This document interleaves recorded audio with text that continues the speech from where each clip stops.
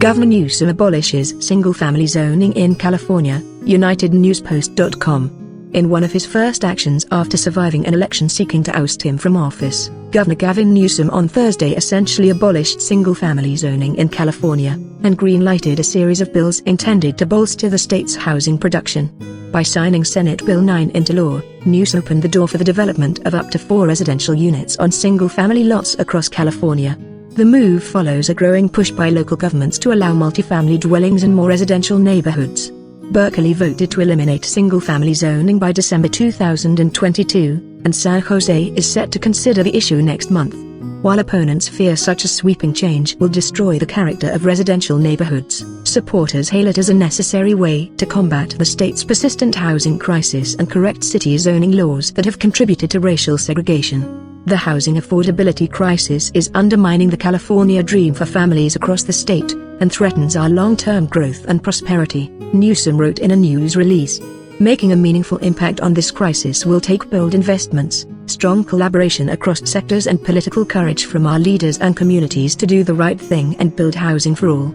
The crisis has long been a major concern among Bay Area voters. 89% said homelessness was an extremely serious or very serious problem when polled in January 2020, and 86% said the cost of housing was an extremely serious or very serious problem, according to the poll conducted for this news organization and the Silicon Valley Leadership Group.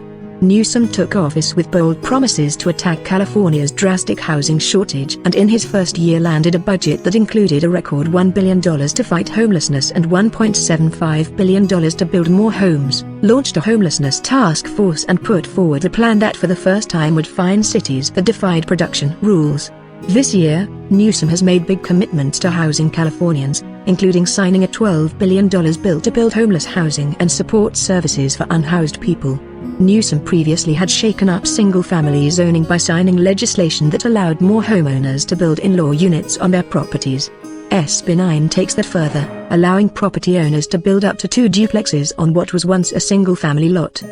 Slow-growth group Livable California, which has pushed back against SB 9, called it a radical density experiment and worried developers would use it to remake neighborhoods without community input.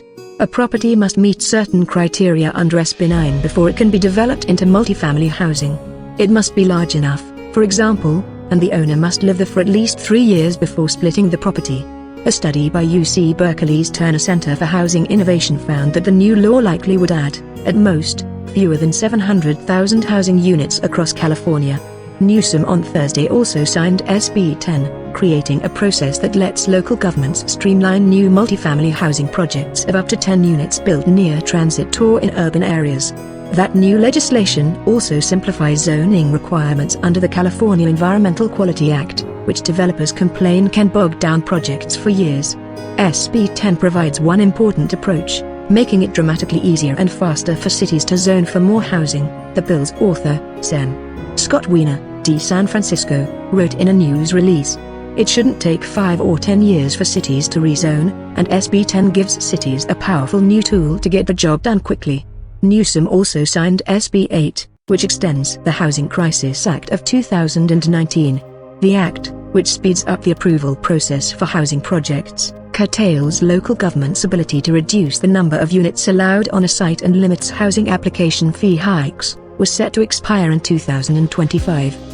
Now it will go through 2030.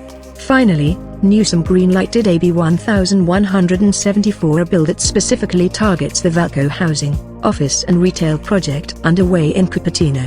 The city was forced to grant Valco special approval under a new law that fast-tracks certain residential developments. That approval is good for 3 years, and Cupertino officials recently said Valco's is set to expire this month. AB 1174 clarifies that projects delayed by litigation as Valco was get more time. Closing this loophole will protect thousands of new housing units statewide against the whims of local opposition, Jim Wunderman, president and CEO of the Bay Area Council, wrote in a news release.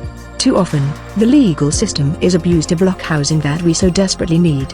AB 1174 fulfills the intent of past housing reform legislation to speed more housing construction in California. Yada yada yada yada yada.